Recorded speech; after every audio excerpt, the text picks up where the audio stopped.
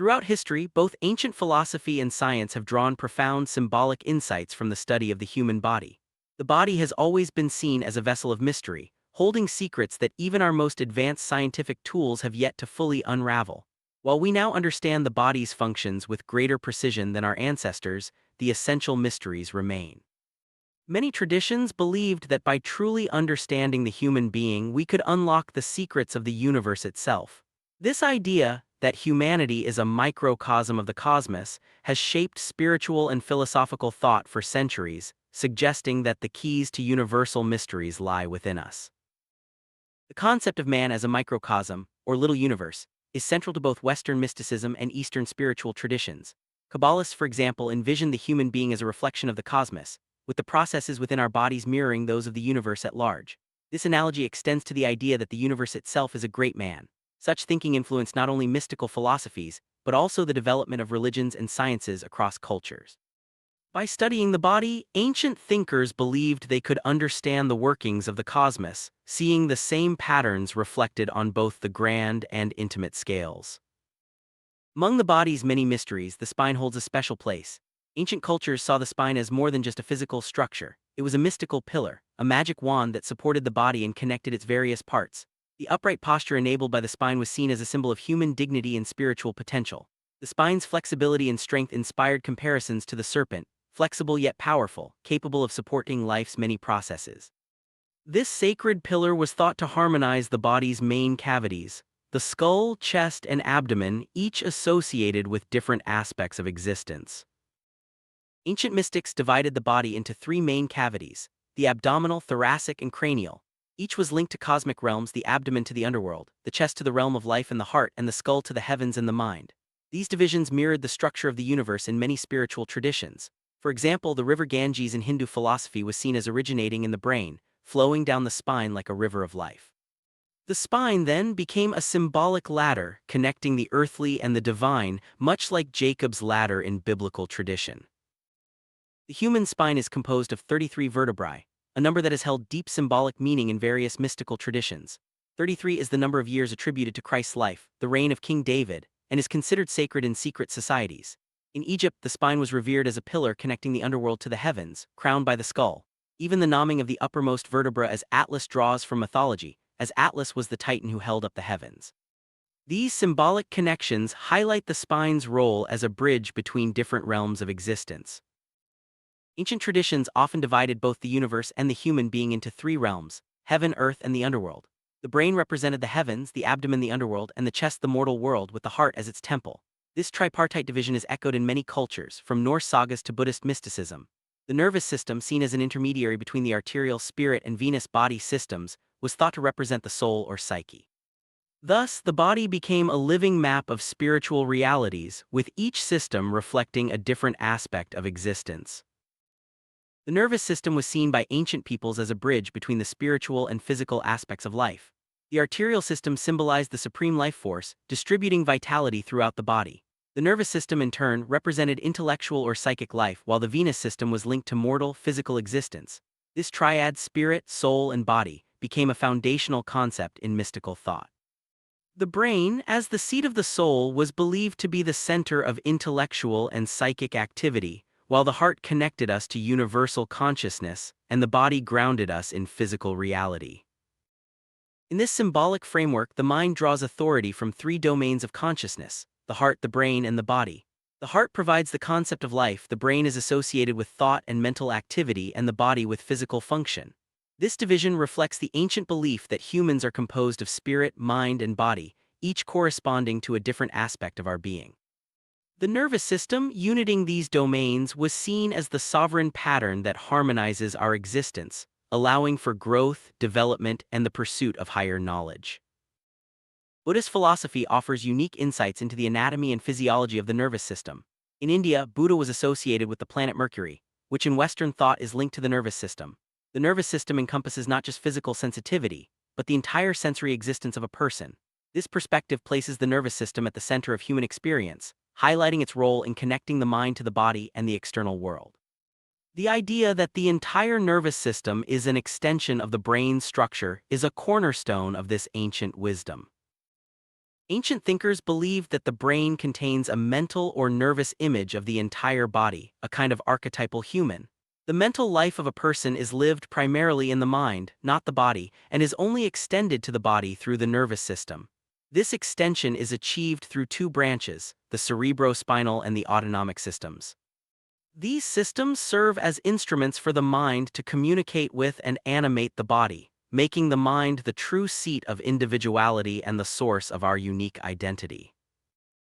The brain was seen as an androgynous creator, generating mental life in a manner analogous to physical reproduction. The process of thought was likened to the movement of cellular life, animated by mental energy and archetypal patterns. This view emphasizes the primacy of the mind in shaping both our inner and outer realities. The brain, as the seat of consciousness, was believed to hold the blueprint for the entire body, guiding its development and function through the power of thought and intention. Consciousness in its purest form is the essence of being. It exists without self-awareness or self-understanding, manifesting as the simple fact of existence.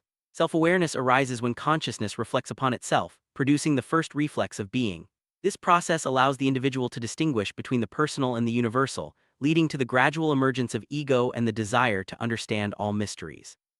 The heart is seen as the seat of pure consciousness, while the mind is the tool for exploring and understanding the nature of existence. Over time, the mind asserted dominance over the body's life processes.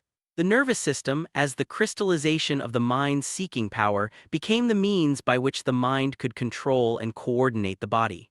This self-mastery marked the transition from mere living to conscious, thinking existence. The mind's growing authority over the body led to the development of individuality and the capacity for self-directed growth, making the human being not just alive but truly sentient and self-aware. Today, humanity finds itself at a crossroads. The nervous system, now the custodian of life, holds the solutions to many of our mysteries and the causes of many of our troubles. The mind, as our primary instrument, is both a source of power and a potential source of error. Modern psychology and science question whether the mind is inherently good, recognizing that it is shaped by both environment and experience. Despite its uncertainties, the mind remains our most valuable asset, capable of both great insight and profound confusion. The mind builds its structure largely from the testimony of the nervous system, drawing knowledge from sensory impressions and experiences. Without the nervous system, we would be unable to perceive or interact with the world around us. The nervous system thus serves as a vast instrument of contact, allowing us to adapt and respond to our environment. Through this network, the mind constructs its understanding of reality, shaping our perceptions, beliefs, and actions. Despite the mind's dominance, ancient wisdom often pointed to the heart as the true source of life's power. The heart was seen as the silent force behind all existence, the wellspring of true nature and authenticity. In certain Buddhist and Vedic traditions, the doctrine of the heart emphasized the restoration of life's sovereignty to the heart, suggesting that the ultimate truth resides not in the intellect, but in the quiet depths of the heart. This idea challenges us to look beyond mental constructs and reconnect with our essential being. Around the 2nd century, the Lotus Gospel emerged in Asia, focusing on the doctrine of the heart. This teaching, attributed to the Buddhist sage Nagarjuna, held that true understanding comes from restoring the heart's sovereignty over the mind. The heart was seen as the gateway to the world of causes, while the mind and nerves connected us to the world of effects. The conflict between these two systems was believed to obscure the truth within us, making the journey inward a process of reconciling heart and mind. The mind was likened to an office of vital statistics, collecting and organizing all known facts. This internal machine, more precise than any mechanical brain, transforms facts into dynamic relationships, forming the basis of our ego and sense of self. The ego in turn asserts itself as the center of experience, distinguishing between the thinker and the thoughts. This process of self-affirmation is central to the development of individuality and the ongoing quest for meaning. The nervous system was believed to impress its archetype upon the physical body, shaping its structure and function.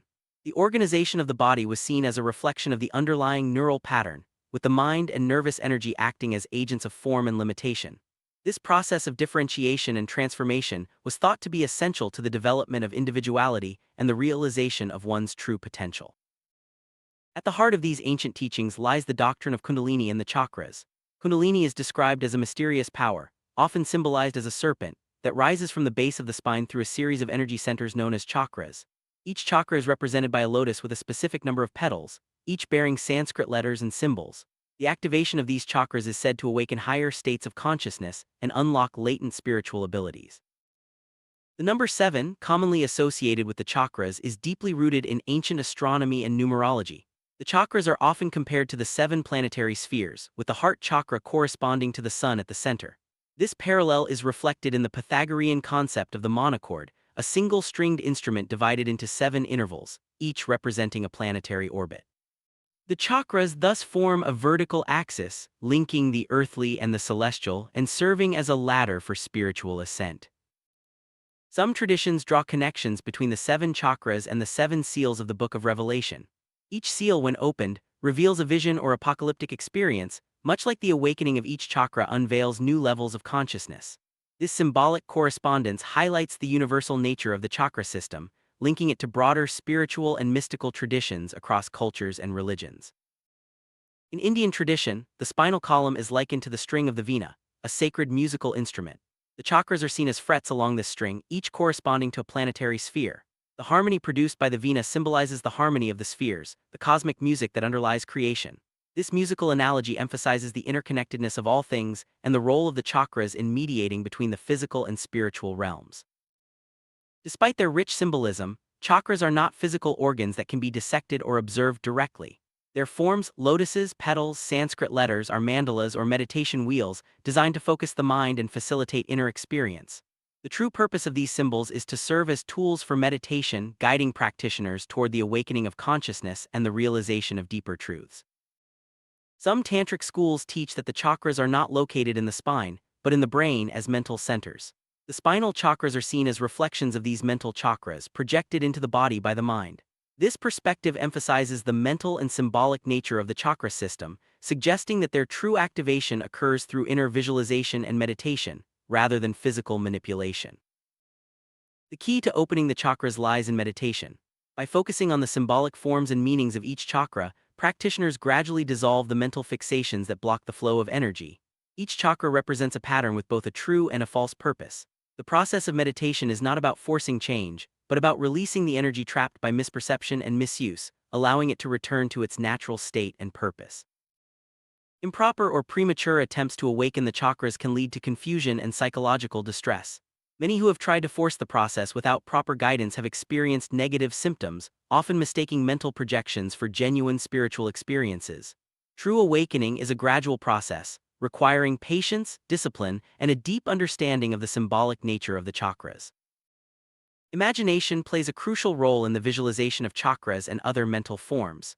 The mind can create vivid images and symbols, projecting them into the body and even making them visible to others with psychic sensitivity. These forms, while real in the realm of imagination, are ultimately products of the mind and serve as tools for inner transformation rather than literal realities. From the perspective of neural vitality, the entire body is seen as a radiant network of nerves, glowing with yellow or golden light. Within this energetic field, 7 wells of pulsating energy correspond to the chakras, dividing the nervous energy into distinct regions. The upper 3 are associated with mental energy, the lower 3 with emotional energy, and the central one, the heart, with pure energy and balance. For the nervous energy to affect the physical body, there must be a connecting medium, an etheric binder or subtle substance known in ancient times as akasha. This magnetic field bridges the gap between mind and matter, allowing mental energy to influence physical processes. Through focused intention, individuals can direct this energy to specific parts of the body, facilitating healing and transformation. Every thought and emotion creates a mental form, complete with its own number, color, shape, and sound. These forms, though intangible, have a real impact on our inner and outer lives. Negative thinking can produce challenging mental environments, while positive thoughts foster harmony and growth. The process of projecting these forms is similar to the way the mind projects the chakras, shaping our experience of reality. Through intense mental focus, practitioners can create and visualize symbolic forms of the chakras within the mind. These forms may even become perceptible to others with psychic abilities, but they remain products of the mind's creative power. The true value of these visualizations lies in their ability to guide inner transformation, not in their objective reality. The opening of the chakras is a gradual process, unfolding in stages and requiring careful meditation and self-awareness. Each chakra must be released in a specific order and through multiple phases, corresponding to the number of petals or divisions within each center. The heart chakra, for example, is said to open through 12 stages, each representing a victory over a particular condition or limitation. Kundalini represents the path of genuine spiritual growth, as opposed to superficial or illusory development. It is the gradual ascent of pure consciousness through the chakras, culminating in the release of conditioned energy and the realization of one's true nature. This journey mirrors the steps of all religious disciplines, emphasizing the importance of patience, discipline, and inner transformation. The idea of 7 chakras is echoed in the concept of 7 major religions, each associated with a different keynote or psychological approach. Whether through love, service, wisdom, or courage, each path aims for the same goal, the realization of holiness and unity. The sevenfold structure recurs throughout nature and spirituality, symbolizing the universal journey toward enlightenment. In tantric symbolism, creation is depicted as the movement of 7 wheels or chakras within the universal mind. The deity Shiva, seated atop the Himalayas, is said to manifest creation through the descent of consciousness into the 7 centers. Each level of creation corresponds to a chakra, and the process of evolution is the gradual reabsorption of these states back into the unconditioned source. The heart chakra, central in many traditions, represents the victory of compassion over desire, love over lust, and liberation over possessiveness. When the heart's goodness triumphs over compromise and selfishness, the chakra is said to open, allowing its energy to flow freely. This opening is symbolized by the blossoming of the lotus, marking the achievement of true understanding and the restoration of harmony. True spiritual progress is marked not just by inner experiences but by changes in behavior and character. The opening of the chakras is accompanied by a shift from selfishness to selflessness, from egoism to universal consciousness. As individuals transform their actions and attitudes, the energies locked within the chakras are released, leading to greater harmony and fulfillment. The blossoming of the chakras is symbolized by the flowering staff, a motif found in many spiritual traditions. This staff represents the spine, with each blossom marking the opening of a chakra and the release of its energy. The process is one of redemption and renewal, as the energies once locked in error are transformed into forces for good and spiritual growth. In the field of the nervous system, good and evil, truth and error must ultimately be reconciled. Both arise from the same energy and are sustained by it. Enlightenment is the process of freeing this energy from error and dedicating it to truth, turning the wheel of life toward liberation rather than bondage. This reconciliation is the essence of spiritual victory and the fulfillment of our highest potential. The chakras are depicted as spinning wheels, constantly in motion.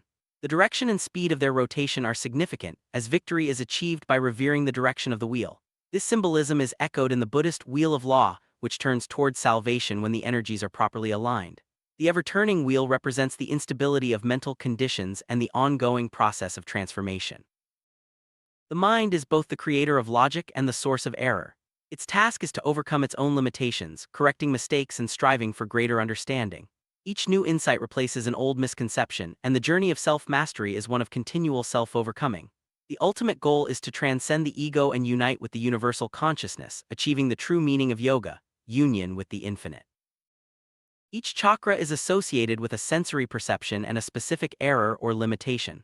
The process of liberation involves overcoming these errors, releasing the energies trapped within each center, and restoring them to their true purpose. As each chakra is opened, the individual moves closer to enlightenment, culminating in the realization of unity with the Absolute. The journey through the chakras is likened to a pilgrimage, with each center representing a shrine along the way. At each stage, the pilgrim offers their life to the principle embodied by the chakra, gradually releasing the energies bound by the mind and returning them to the service of pure consciousness. This sacred journey is the path to true freedom and fulfillment. The ultimate victory in the journey of Kundalini and the chakras is the triumph of silence over sound, of pure consciousness over mental noise. In the heart chakra, the sound that arises is said to be produced by no external means, a symbol of the inner realization that transcends all dualities.